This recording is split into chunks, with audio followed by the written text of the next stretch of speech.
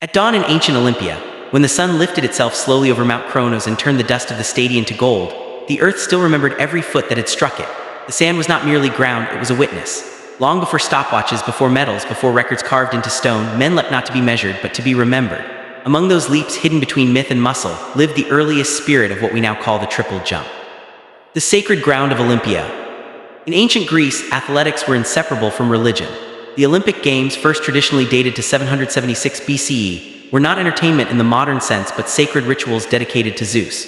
Athletes arrived from city-states across the Hellenic world, Sparta, Athens, Ely, swearing oaths of honor before competing naked, stripped of rank and wealth. Victory brought no gold, only an olive wreath, yet its glory could echo through generations. Jumping events held special symbolic weight. To leap was to defy gravity, to challenge the limits imposed by mortal flesh. The Greeks believed excellence was proof of divine favor, and in the Stadian sandpit, excellence was written in footprints. The ancient long jump and its hidden complexity. The primary jumping event in ancient Greece was the halma, commonly translated as the long jump. At first glance, it seems simple: run, leap, land. But ancient sources and vase paintings reveal something more complex and more intriguing. Athletes jumped while holding halters, stone or bronze weights shaped like curved dumbbells. These were swung forward during takeoff and backward before landing, increasing momentum and distance. The jump was accompanied by the rhythm of a flute, suggesting timing and coordination rather than raw explosion alone. Most importantly, scholars have long debated a critical question. Was the ancient long jump actually a sequence of jumps? 3 steps toward immortality. Several ancient texts hint that the halma may not have been a single leap but a multi-phase jump, possibly consisting of 2 or 3 consecutive bounds. Philostratus, a Greek writer of the 3rd century CE, described jumps of astonishing length, distances that seem impossible with a single takeoff, even with halters. Archaeological evidence adds weight to this theory. Some sandpits appear unusually long, and certain artistic depictions show athletes landing with staggered foot positions, as if completing successive phases rather than one final impact. This has led many historians to believe that the ancient Greeks practiced a form of triple jump, though not in the modern hop-step jump format. Instead, it may have resembled a rhythmic sequence.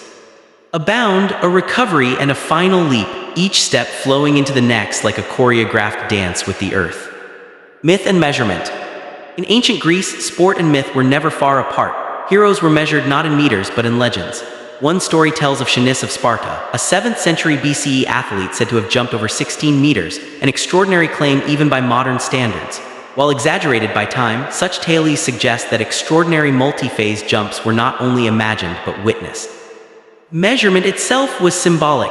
Distances were marked with pegs or stones, not decimals. The goal was not precision but comparison, who leapt farther, higher, closer to the gods.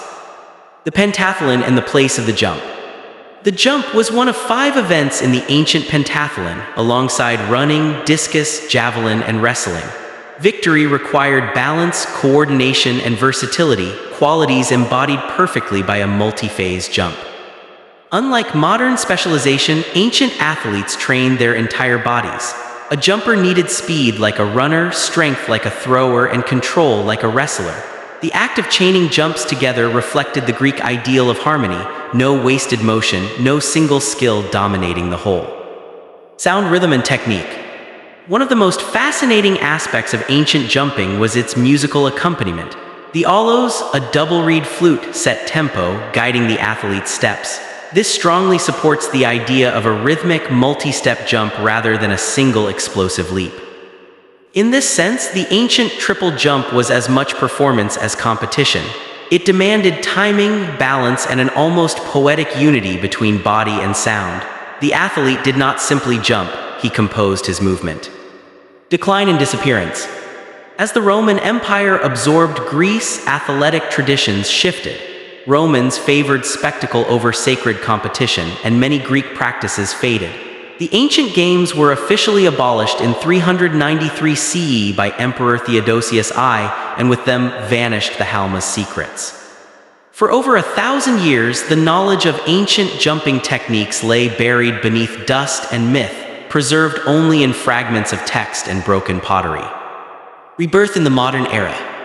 When the modern Olympic Games were revived in 1896, jumping returned, but simplified.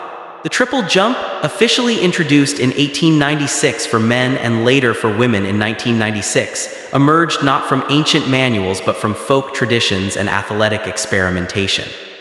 Yet its structure, hop, step, jump, echoes the ancient rhythm. The sand pit remains, the run-up remains, and the human desire to stretch the impossible remains unchanged.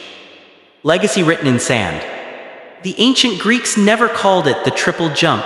They did not measure it with tape or record it in world rankings, but they understood its essence: movement multiplied by rhythm, strength balanced by grace, ambition restrained by form. Every modern triple jumper, whether aware or not, follows a path first traced in Olympia's dust. 3 impacts, 3 chances to fall or fly, 3 moments where gravity negotiates with will. And somewhere beneath today's synthetic tracks and laser measurements, the Earth still remembers those first 3 steps, taken not for medals but for immortality.